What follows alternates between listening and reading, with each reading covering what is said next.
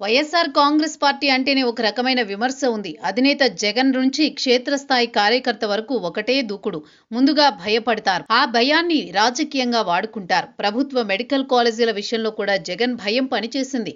ఎంతలా అంటే ప్రభుత్వం టెండర్లు పిలిస్తే ఒకే ఒక్కరు ముందుకు రావడం విశేషం. పబ్లిక్ ప్రైవేట్ పార్ట్నర్షిప్ విధానంలో ప్రభుత్వ మెడికల్ కాలేజీల నిర్వహణకు సంబంధించి ప్రభుత్వ దరఖాస్తులను ఆహ్వానించింది. 4 కాలేజీలకు దరఖాస్తులు ఆహ్వానిస్తే ఒకే కాలేజీకి దరఖాస్తు రావడం విశేషం. అంటే జగన్మోహన్ రెడ్డి ప్రజలు ఎంతగా భయపడుతున్నారో ఇట్టే తెలిసిపోతోంది.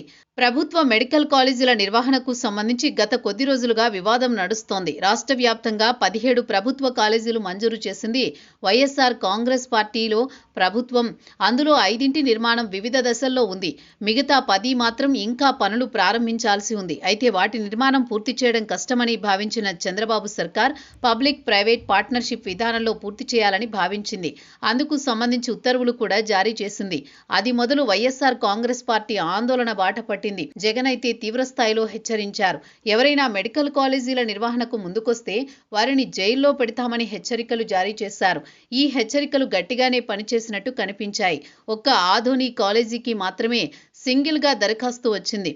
ఇప్పుడిప్పుడే రాష్ట్రం గాడిలో పడుతోంది. రాష్ట్రానికి పెద్ద ఎత్తున పెట్టుబడులు వస్తున్నాయి. గతంలో పరిశ్రమలు, పారిశ్రామిక ప్రతినిధులను వైసీపీ నేతలు బెదిరించారన్న విమర్శ ఉండేది. కానీ గత 18 నెలల కాలంలో అదే పరిశ్రమల ప్రతినిధులను, యాజమాన్యాలను కలిసి భరోసా కల్పించింది కూటమి ప్రభుత్వం.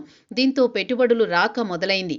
ఇటువంటి తరుణంలో ఒక బాధ్యతాయుతమైన పదవి చేపట్టిన జగన్ బెదిరింపులకు దిగడం అనేది సహేతుకం కాదు. అయితే మెడికల్ కాలేజీల నిర్వహణకు సంబంధించి దరఖాస్తులు రాకపోవడం పై వైసీపీ సంబరాలు చేసుకుంటోంది. కానీ ఆ పార్టీ వైఖరిని విద్యాధికులు, తటస్థులు గమనిస్తున్నారు. ఇది ఎంతమాత్రం ఆ పార్టీకి సహేతుకం కాదు. ప్రజలు మరింత వ్యతిరేక భావం పెంచుకునే అవకాశం ఉంది. ముమ్మాటికి ఇది పార్టీకి నష్టమే.